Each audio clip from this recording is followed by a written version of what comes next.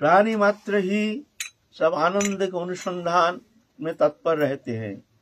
आनंद प्राप्ति के लिए, उस आनंद अनुसंधान के लिए उसको कोई शिक्षा का आवश्यकता है नहीं, क्योंकि जीव स्वतः ही आनंदमय है।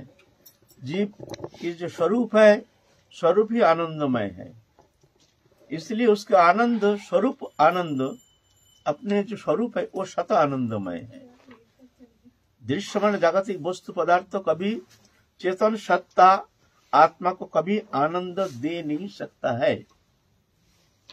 आनंद चेतन धर्मी है। चेतन धर्मी होने का कारण चेतन से आनंद का संबंध है, जड़ से आनंद का कोई संबंध नहीं।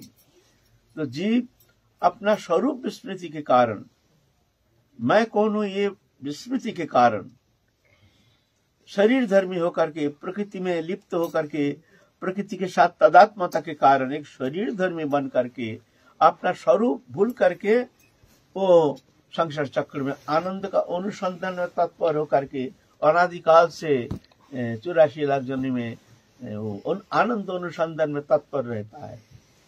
उसका स्वरूप आनंदमय है ना, उसका स्वरूप उसको खींचता है, आकर्षण करता है, आजा आजा अपना स्वरूप। तो वो तो दिखता नहीं है आनंद कहाँ, वो सोचता है प्रकृति में आनंद है, और प्रकृति में है वो आनंद की परछाइयां है। ये चलता है, फिरता है, देखता है, जैसे ये जीव जगत है, तो उसको देख करके वो मोहित होता है, इसमें आनंद है। प्रकृति चेतन का छाया है, इसमें पड़ने का कारण उसको महसूस होता है इसमें आनंद है, ये हमको आनंद देगा। जब तक चेतन है तब तक प्रकृति का अस्तित्व, चेतन जब निष्क्रिय हो जाता है, चला जाता है, तो प्रकृति जो है अपने को धारण करने में असमर्थ है। एक वृक्ष लता से लेकर के, लता गुल्म से लेकर के ये शरीर तक, इसमें चेतन है, इसलिए ये चलमान है, घूम रहा, फिर रहा, देख रहा, सुन रहा, नाच रहा, गा रहा है। चेतन चला जाता है तो निष्क्रिय, जड़ प्रकृति वो निष्क्रिय हो जाता है। बस 2 दिन में सड़ना गलना शुरू हो जाता है। ऐसा पर रहने दो, 10 साल पीछे आके देखना वो शरीर कहाँ चला गया, शरीर ही है ही नहीं, 5 तत्व में विलीन हो गया, वो अपने को धारण करने में असमर्थ है। जब तक चेतन है तब तक ये प्रकृति जड़रूपा प्रकृति सक्रिय है, नहीं तो प्रकृति निष्क्रिय जड़रूपा। ये खेल चल रहा है अनादिकाल से। हम उस खेल में लिप्त होकर के एक शरीरधारी बन करके संसार चक्र में आनंद के अनुसंधान में तत्पर होकर आनंद के पीछे भाग रहे हैं। कहाँ आनंद, कहाँ आनंद। जड़ीय वस्तु में हम आनंद का अनुसंधान करके वंचित होते हैं, जन्म जन्म इस तरह से वंचित होकर के हम संसार चक्र में नए नए शरीर धारण करके हम घूम रहे हैं। इसलिए मनुष्य जीवन के एकमात्र उद्देश्य है, भगवान ने कृपा करके ये मनुष्य तनु प्रदान किए हैं। ये मनुष्य शरीर रहते रहते मनुष्य शरीर के द्वारा ही तुम उस आनंद स्वरूप को प्राप्त कर सकते हो। सच्चिदानंद भगवान, सच्चिदानंद भगवान, उनके प्रेम सानिध्य प्राप्त करके तुम सदाकाल के लिए नित्य मुक्त होकर के परमानंद पद प्राप्त करके धन्य हो सकते हो। इसीलिए मानव तनु दिया गया है, और कोई कर्म के लिए मानव शरीर नहीं दिया गया है। एकमात्र मनुष्य शरीर है उस परम आनंद पद प्राप्त करने का, अज्ञान अंधकार से मुक्त होने का, और हमारे जो स्वरूप भूल गए हैं, जिस स्वरूप विस्मृति के कारण हम संसार चक्र में घूम रहे हैं शरीरधारी बन करके, शरीर का परिवर्तन होता है, आत्मा का परिवर्तन नहीं। जैसे कामना अनुसार मरता है, उस कामना अनुसार फिर उसको ऐसा शरीर मिलता है। उस शरीर में जीव चैतन्य सत्ता तदात्म होकर ऐसे शरीर बनता है, शरीरधारी बनता है। कुत्ता होता है तो भौ भौ करता है, पक्षी होता है तो ची ची करता है। वही एक ही आत्मा, आत्मा अलग नहीं है। माया से इस तरह से तदात्मता के कारण, नए नए शरीर में तदात्मता के कारण जीव संसार चक्र में घूम रहा है। उसके एक ही उद्देश्य है, आनंद चाहिए। आनंद अनुसंधान के लिए ही समस्त कर्म चेष्टा। एक जीव प्राणी मात्र, एक कृमि कीट से लेकर के उसको ये शिक्षा देने की आवश्यकता नहीं है, आनंद चाहिए, क्योंकि उसका स्वरूप ही आनंदमय है। उसको खींचता है मैग्नेट की तरह, वो जानता नहीं हमको कौन खींच रहा है। आनंद चाहिए, आनंद चाहिए। आनंद तो है, मिलता नहीं है। शरीर न खाने में आनंद है, खा लिया अब अच्छा नहीं लगता, हम नहीं खाएंगे। सोएंगे, सो लिया, अब सोने में आनंद नहीं, अब वो जाग गया, अब क्या करेंगे ना, और कुछ करो। इस तरह से वो भ्रमित हो रहा है। एकमात्र जब तक वो अपने स्वरूप में स्थित नहीं होता है, मैं भगवत अंश हूँ, मैं चिन्मय हूँ, दिव्य आनंदमय हूँ, शुद्ध सत्य सनातन दिव्य मैं आनंदमय हूँ, ये स्वरूप या मैं निजी स्वरूप, इस स्वरूप में जब तक जीव नहीं पहुंचता है तब तक जाकर के उसको ये संसार चक्र से, शरीर से संबंधित होकर के 84 लाख जोनि में माया के द्वारा परिचालित होकर के इस तरह से भ्रमण से निवृत्त होना कदापि संभव नहीं है, जब तक वो अपना स्वरूप में स्थित नहीं हो रहा है। वो स्वरूप गुरु प्रदान करते हैं, गुरु कृपा से वो स्वरूप प्राप्त करके नित्य काल के लिए जुगल किशोर के सेवा में जा करके परमानंद पद प्राप्त करके धन्य हो जाते हैं। तो ये चेतन यो संदेश देने के लिए श्री कृष्ण चैतन्य महाप्रभु पंचदश शताब्दी में पंचदश शताब्दी में महाप्रभु अवतीर्ण हुए थे धराभूमि में। राधा कृष्ण जुगल मिलित तनु सपार्षद महाप्रभु आए थे अपने समस्त पार्षदों को लेकर के, स्वयं वो आनंद आस्वादन के लिए, तत्सहित जीव को चेतन दिलाने के लिए। वो चेतन सत्ता जो विस्मृत होकर के संसार चक्र में घूम रहा है, उस आनंद के स्वरूप जागरण के लिए महाप्रभु कृष्ण चैतन्य महाप्रभु आए हैं। तो हमारे आलोच्य विषय चल रहा है महाप्रभु के पार्षद जीव गोस्वामी जी के जीवन चरित्र संबंध में। बाबा स्वरूप को लेके एक छोटा सा जिज्ञासा है। बोलो, जोर से बोलो। जैसे बाबा किसी साधक का सिद्ध स्वरूप गुरु जी से प्राप्त नहीं हुआ, लेकिन गुरु कृपा से भजन में प्रवृत्त हो गए, और गुरु कृपा से ही थोड़ा बहुत भजन में उनका स्वरूप का अभिनिवेश हो जाता है। गाढ़ा अभिनिवेश नहीं, हल्का पतला अभिनिवेश होता है। तो दीक्षा के बाद गुरु जी जो सिद्ध स्वरूप देंगे और दीक्षा से पहले साधक के मानस पटल पे जो स्वरूप अभिनिवेश प्राप्त हो रहा है, वो क्या एक ही होगा? देखो, मूल स्वरूप तो एक है। हम तो पहले इस विषय आलोचना किए हैं। ये शरीर जो है इसमें तीन स्वरूप, तीन सत्ता है। एक है स्थूल शरीर, एक है सूक्ष्म शरीर, एक है कारण शरीर। स्थूल शरीर है पंचभौतिक शरीर, चतुर्विंशति तत्व से बनी हुई 24 तत्व है। इसमें 5 कर्मेंद्रिय, 5 ज्ञानेन्द्रिय, 10 शब्द स्पर्श रूप रस गंध 5 तन्मात्र, 10 5 15, 5 महाभूत, अग्नि जल आकार वायु पृथ्वी, कितना हुआ 20, मन बुद्धि चित्त अहंकार 24। ये चतुर्विंशति तत्व से बनी हुई ये शरीर। इसका अंदर भी शरीर है 2, एक है सूक्ष्म शरीर, एक है कारण शरीर। साधन के द्वारा ऐसे तो मन से पंचतत्व जो है इस शरीर से मुक्त होकर और एक शरीर है, लिंग शरीर कहते हैं उसको, माया शरीर कहते हैं उसको, अविद्या शरीर कहते हैं, उसको बहुत सारे नाम है। वो है बीज।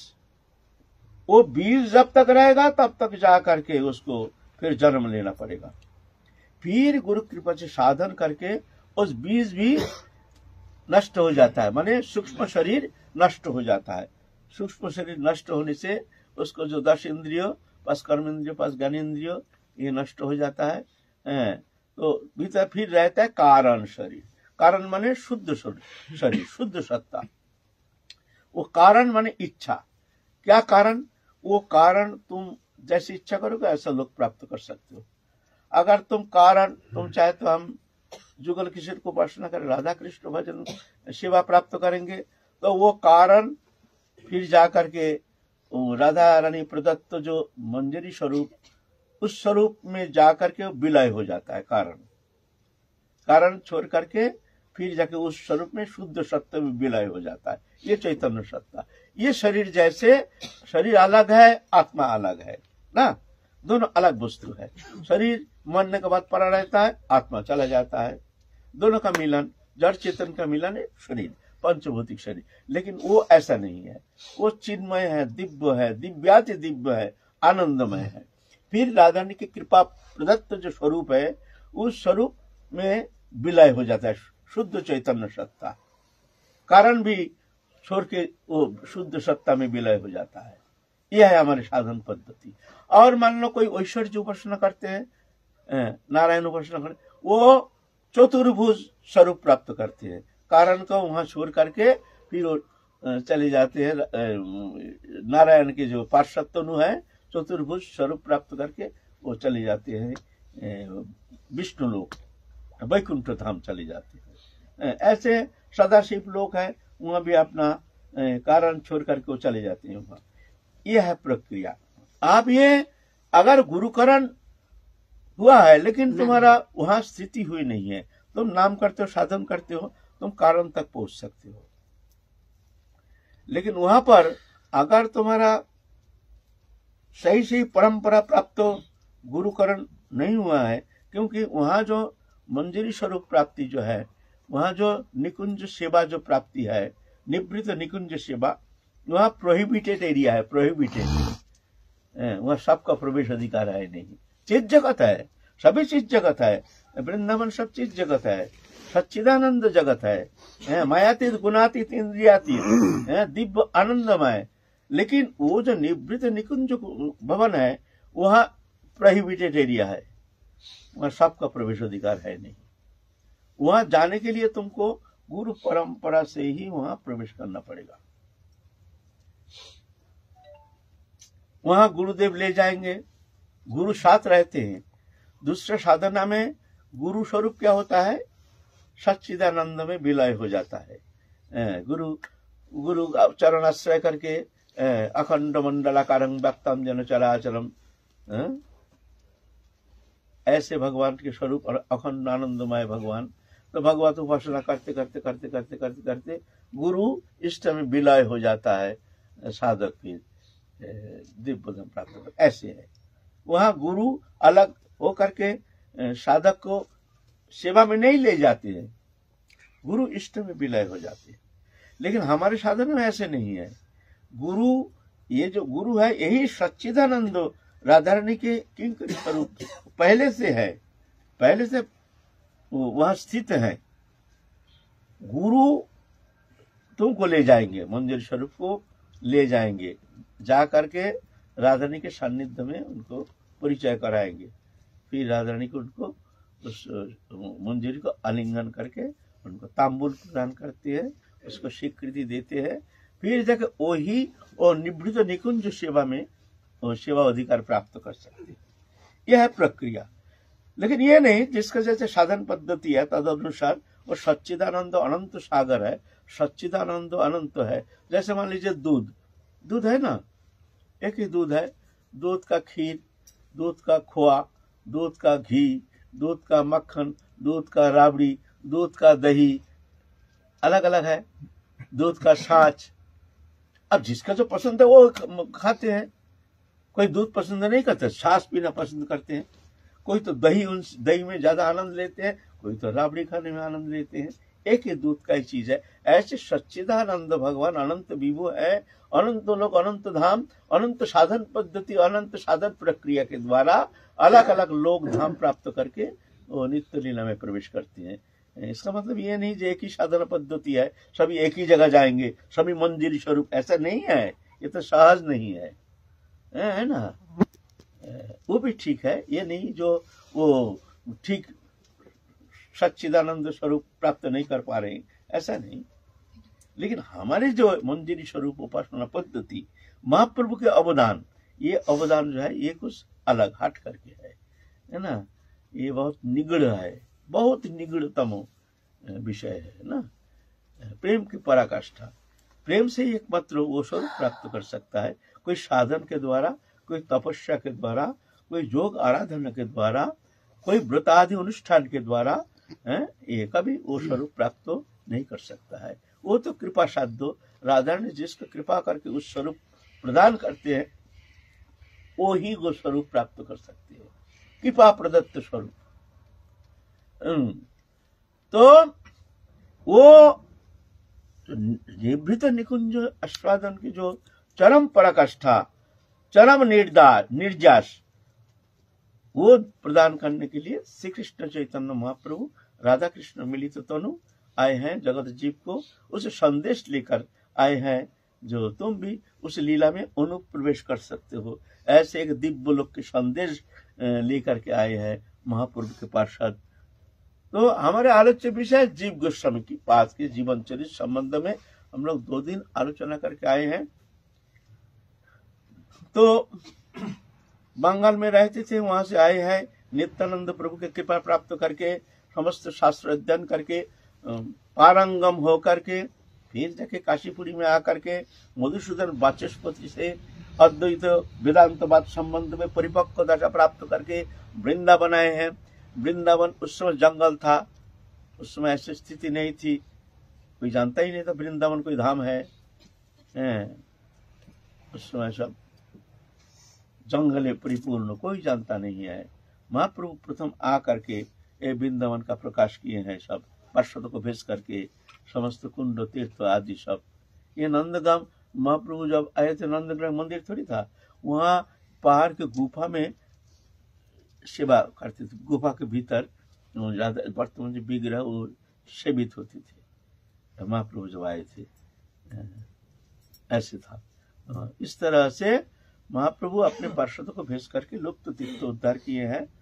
तत्सहित हमारे ये जो महाप्रभु के आदर्श जो है, वो जो प्रेम रस उपासना पद्धति, इस विषय में बहुत सारे अलग अलग ग्रंथ प्रणयन किए हैं। रूप गोस्वामी पाद अलग, उस सनातन गोस्वामी पाद और जीव गोस्वामी पाद तो सर संदर्भ जो रचना किए हैं, एक अद्भुत संदेश, अद्भुत जो भगवत उपासना के कितना धारा है, किस तरह से कौन उपासना के द्वारा, कौन उपासना अवलंबन करके वो प्रेम रस प्राप्त कर सकते हैं, उसका तत्व सुंदर रूप से शास्त्र सिद्धांतों के द्वारा, शास्त्र सिद्धांत निरूपण करके फिर जाकर के तत्व को वो प्रकाशित किया ग्रंथ रूप में।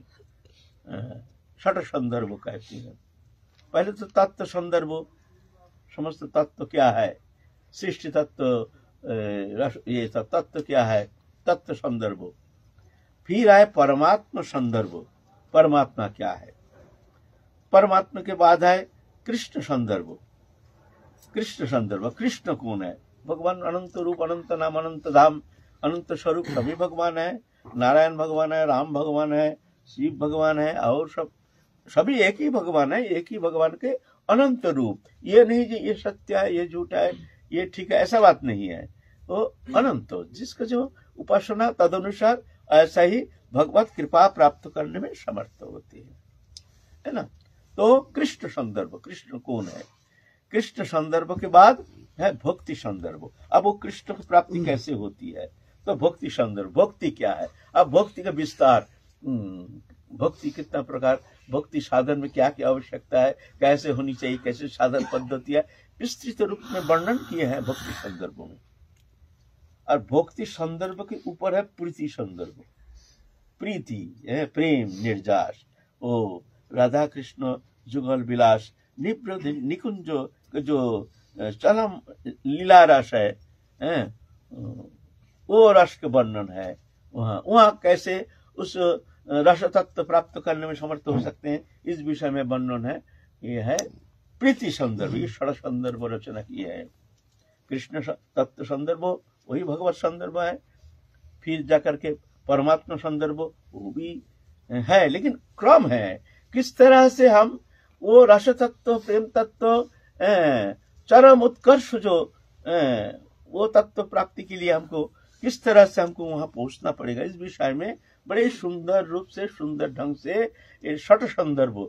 अभी भी विद्वत जन माहौल में ये स्वीकृति है, सब कोई वो पढ़ करके अद्भुत वो ज्ञान के प्रवेश करते हैं, उसमें अनुप्रवेश करते हैं, ऐसे रचना की है। इस तरह से जीव गोस्वामी पाद तत्कालीन हमारे जो वैष्णव धर्म उस विषय में बहुत सारे ग्रंथ प्रणयन किए हैं। रूप गोस्वामी रस तत्व संबंध में बहुत सारे ग्रंथ प्रणयन किए हैं, इस तरह से प्रचार किए हैं। तो जीव गोस्वामी पाद आ करके अपने ताऊ जो हैं, वो अपने ताऊ है रूप सनातन दोनों भ्रातृपुत्र है ना। जीव गोस्वामी है सनातन गोस्वामी के भ्रातृपुत्र, 3 भाई है, एक है रूप, एक सनातन, एक अनुपम वल्लभ। तो अनुपम वल्लभ तो जो है वो तो छोटे भाई है। वो वृंदावन में जब आने के लिए प्रयत्न किए तो रास्ते में ही वो शरीर त्याग दिए, कुछ ऐसे जलवायु परिवर्तन के कारण वृंदावन पहुंच नहीं पाया। प्रभु की इच्छा से वो नित्यधाम पधार गए। तो उनके जो पुत्र है वो है जीव गोस्वामी। जीव गोस्वामी पद आए हैं, उम्र में बहुत छोटे हैं, आकर के रूप गोस्वामी से दीक्षा प्राप्त किए हैं। दीक्षा प्राप्त करके गुरु सेवा में मग्न है। गुरु सेवा सनातन गोस्वामी आदेश किए हैं, जो तुम गुरु सेवा में तत्पर रहो। भगवत प्राप्ति के लिए, वो प्रेम प्राप्ति के लिए गुरु सेवा बहुत प्रयोजन है। जिसने साधक जीवन में गुरु रहते हुए गुरु सेवा नहीं किए हैं, गुरु सेवा माने उनकी प्रसन्नता, उनकी प्रसन्नता संपादन ही गुरु सेवा। कैसे वो प्रसन्न होते हैं ये जान करके गुरु सेवा करना चाहिए। ये नहीं जो गुरु के सानिध्य में नहीं रहने से गुरु सेवा नहीं होती है, ऐसे नहीं। गुरु से जान करके गुरु जैसे आदेश करते हैं तदनुसार ही उसको साधन में अग्रसर होना चाहिए। ये है गुरु सेवा, है ना। गुरु सेवा करनी चाहिए। तो गुरु सेवा में तत्पर रहते जीव गोस्वामी पाद।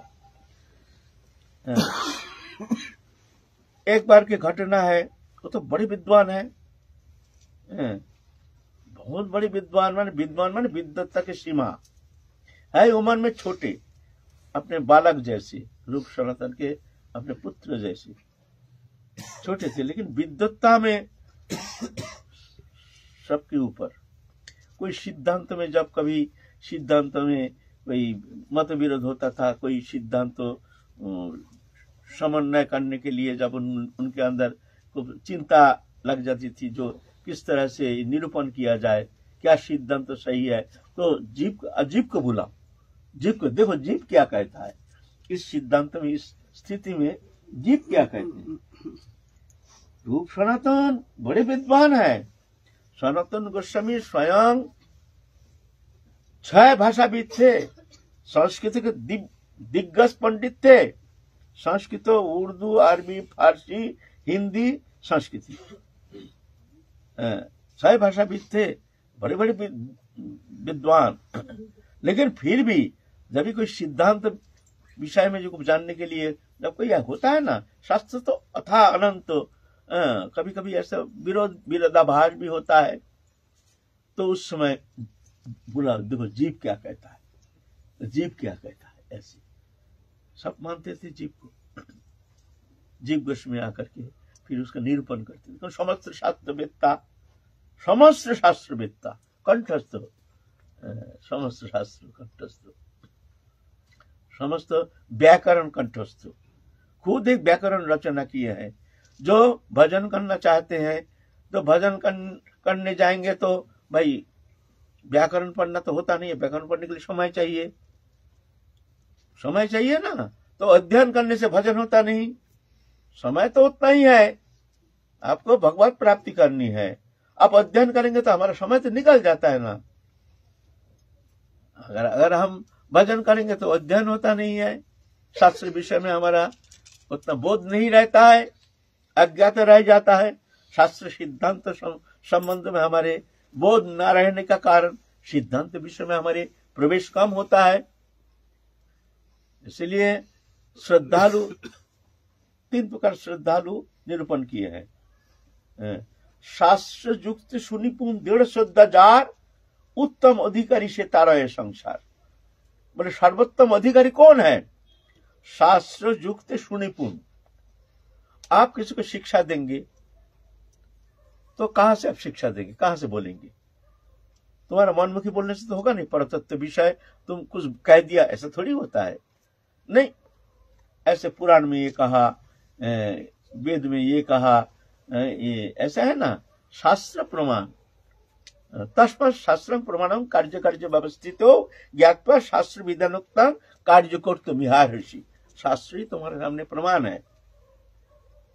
शास्त्र जान करके तुमको सिद्धांत निरूपण करना होगा। किसी को समझा तो शास्त्र सिद्धांत अनुसार, तुम अपने मनमुखी कुछ कह दिया, ऐसा करो थोड़ी होता है। तस्मात् शास्त्रं प्रमाणं जस शास्त्र विधि मुत्सृज्य वर्तते कामकार्थ न स सिद्धिम अवाप्नोति न सुखम न परांगति। शास्त्र विधि परित्याग करके जो मनमुखी कुछ कहते हैं, बोलते इस लोक न परलोक में उसका कोई मंगल होता है। इसीलिए शास्त्र जान। अब शास्त्र जानने के लिए भाई तो अध्ययन करना पड़ेगा, और अध्ययन करने से भजन होता नहीं है, भजन करने से अध्ययन होता नहीं है। इसीलिए जीव गोस्वामी पाद एक व्याकरण रचना की है, हरिनामामृत व्याकरण। हर सूत्र भगवत नाम से, माने वो शास्त्र अध्ययन करेंगे ना तो हर वो भगवत नाम ही चलेगा। नाम ही सूत्र है। इतना अद्भुत एक व्याकरण जो तुम्हारा नाम ही सूत्र रूप में इस तरह से रचना किए हैं, एक हरिनामामृत व्याकरण, जो तुम्हारा भजन सत्य ही हो जाएगा। तुम हर समय नाम ही रटते रहोगे, व्याकरण भी हो जाएगा, साधन भी चलता रहेगा। ऐसे अद्भुत रचना किए हैं हरिनामामृत व्याकरण जीव गोस्वामी पाद, अपने स्वरचित साधुओं के लिए जो भजन करना चाहते हैं और व्याकरण शिक्षा भी करना चाहते हैं, उनके लिए वो रचना किया है हरिनामामृत व्याकरण। लेकिन बड़ी दुख की बात है, अभी वो विलुप्ति के तरफ चला गया है, क्योंकि हरिनामामृत व्याकरण कोई शिक्षा प्राप्त नहीं करते हैं। अभी इस विषय में कोई कहीं विद्यालय भी नहीं है जहां जाके वो हरिनामामृत व्याकरण अध्ययन करेंगे। तो शिक्षा देने के लिए ऐसा कोई टीचर भी नहीं है। तो धीरे धीरे विलुप्ति की तरफ ये चले जा रहा है। हमारे दुर्भाग्य के कारण हमारी संस्कृति अब धीरे धीरे लुप्त होते जा रहा है। हमारी शिक्षा पद्धति में संस्कृति का कोई स्थान नहीं। संस्कृति है आदि हमारे भारत में, ये आदि है संस्कृति। ये तो इंग्लिश ये सब तो ब्रिटिश आने के बाद ये आया है, लेकिन उसके पहले संस्कृति हमारे माध्यम था। सब शिक्षा पद्धति सिर्फ संस्कृति में, राजनीति से लेकर के, धर्म नीति से लेकर के, समाज नीति से लेकर के सब कुछ संस्कृति। और वो संस्कृति को ही ऐसे हमारे परवर्ती स्वाधीनता के बाद ऐसे हमारे नेतृत्व देने के लिए हमारे देश में ऐसे ऐसे आए हैं, बड़े दुर्भाग्य की सूचना लेकर आए हैं, जो हमारे संस्कृति को विलुप्त करने के लिए उनकी चेष्टा का कोई कमी नहीं थी, अभी तक नहीं है। मुसलमान लोग उर्दू पढ़ाते हैं अपने इसमें, हर जगह देखो उर्दू पढ़ाते हैं, अपना काम वो कर रहे हैं। हमारा संस्कृति पढ़ाने के लिए कोई स्थान नहीं है पढ़ने के लिए। और हम भी ऐसे माने क्या कहें, हमारे मानसिकता भी ऐसी स्थिति में पहुंच गया, अपने बच्चा को संस्कृत हम नहीं पढ़ाएंगे। कितना ज्ञान के भंडार खोल देंगे, लेकिन कभी हमारे बच्चे के हाथ में हम गीता नहीं देंगे और गीता का एक श्लोक हम अध्ययन नहीं कराएंगे। कितना दुर्भाग्य का सूचना है। हमारे सनातन धर्म में पतन की ओर ले जा रहा है, हमारे समाज धर्म को, हमारी संस्कृति को। कोई आग्रह नहीं, कोई लज्जा नहीं, चल रहा है ऐसे, है ना। चिंता की विषय है ना।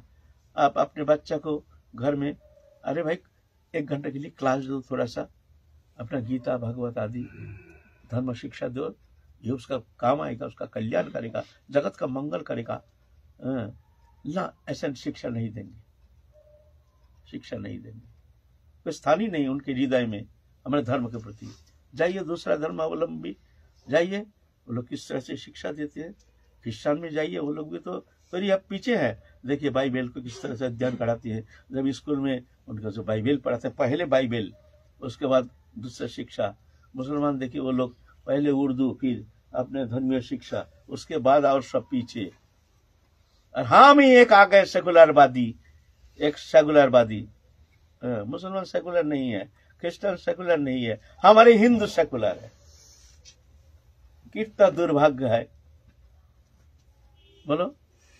निर्लज्ज होकर के अपने को कहते हैं मैं सेकुलर हूं। सेकुलर जहां धर्म नहीं हुआ है अधर्म। जब धर्म मानते नहीं है तो क्या मानते हो? अधर्म, उसके विपरीत। तो इस तरह से हमारे संस्कृति की रक्षा के लिए जीव गोस्वामी पाद रचना किए हैं, जो हरिनामामृत व्याकरण। लेकिन दुर्भाग्यवश, दुर्भाग्य ही कारण है हमारे लिए, हमारे पतन के लिए हम ही कारण है। हमारी ये संस्कृति को हम अनादर के कारण आज विलुप्ति की ओर चले गए हैं। हमारे संस्कृति, शिक्षा पद्धति, संस्कृति। इस तरह से जीव गोस्वामी पाद बहुत सारे ग्रंथ रचना किए हैं। फिर उस समय वृंदावन में रह करके सबको शिक्षा प्रदान करते थे, शास्त्र अध्ययन कराते थे। सब आए थे, तुम्हारा श्रीनिवास आचार्य, नरोत्तम ठाकुर, रामचंद्र कविराज परवर्ती काल जो आए थे, ये सबको वहाँ वृंदावन में रह करके श्री जीव गोस्वामी के सानिध्य में रह करके विद्या अध्ययन करके वो अच्छा शास्त्रज्ञ बने हैं। फिर वो भी जगत कल्याण के लिए उनके भी बहुत सारे अवदान है। हमारे श्रीनिवास आचार्य प्रभु, नरोत्तम ठाकुर, है ना। ये शास्त्र जानना बहुत जरूरी है, शास्त्र संबंधी कुछ धारणा होना जरूरी है। अपने बच्चे को घर में शिक्षा देना चाहिए, घर घर में कुछ समय के लिए, आधा घंटा ही हो, सुबह उठ करके प्रातः काल गीता ही थोड़ा थोड़ा एक एक श्लोक करके प्रतिदिन बच्चों को अभ्यास कराओ ना। हमारे धर्म को हम रक्षा नहीं करेंगे, हमारे धर्म को हम आदर नहीं करेंगे, तो विदेशिया का आदर करेंगे?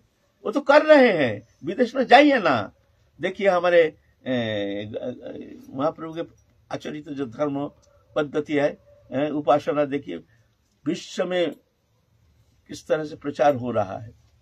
सबसे ज्यादा विश्व में अभी अगर धर्मावलंबी है तो यह है हमारे सनातन धर्मी, हमारे महाप्रभु के जो धर्म, वैष्णव धर्म, ये इसका प्रचार ज्यादा है।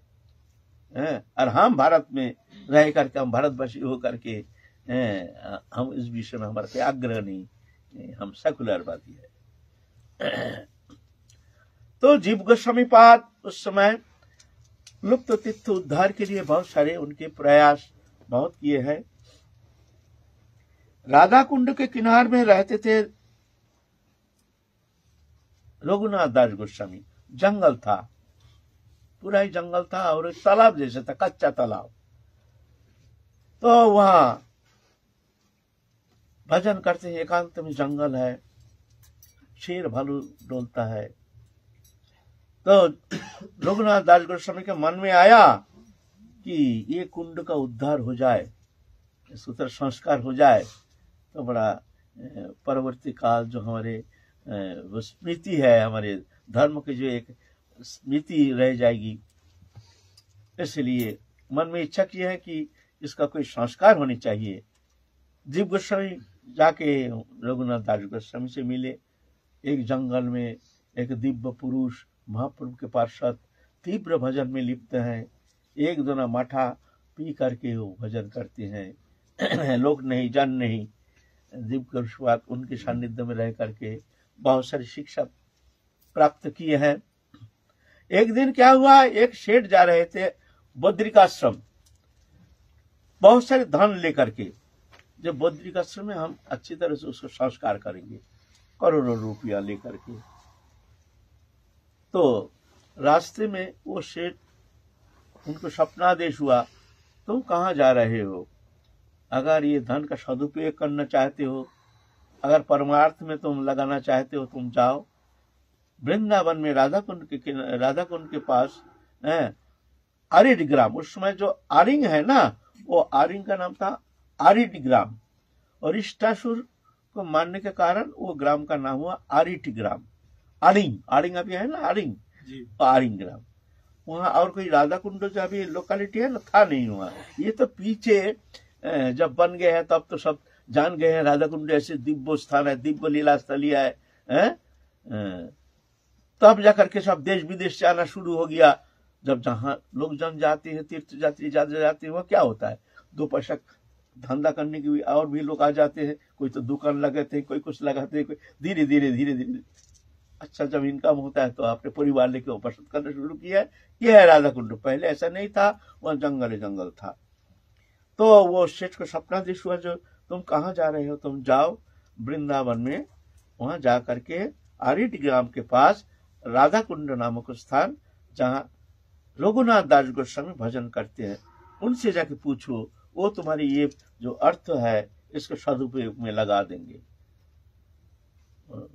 स्वप्न टूटते ही वो सोचे कि भाई अच्छा है तो चलो, ये तो झूठ नहीं हो सकता, जाके ही देखें। वृंदावन में आए, वृंदावन आकर के आड़ी गए, आकर के 2-4 जन जो ब्रजवासी है उनको लेकर के आए हैं रघुनाथ दास गोस्वामी के पास, जहाँ हमको ऐसा सपनादेश हुआ है, जो ये धन हमारे अतुल ऐश्वर्य जो है इसको हम सेवा में लगाएंगे, आप आदेश कीजिए, आप जैसे आदेश करेंगे तद अनुसार हम इसको सेवा में नियोग करेंगे।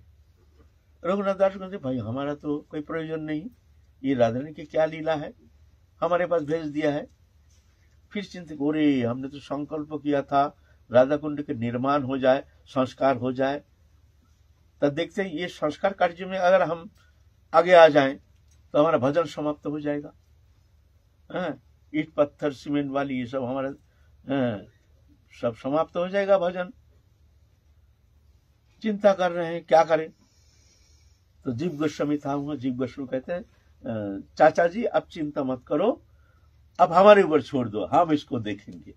उनका बहुत मथुरा के बहुत सारे शिष्य थे जो विद्या अध्ययन करते थे, बहुत परिचय हो गया। अकबर बादशाह से भी उनका बहुत परिचय हो गया था।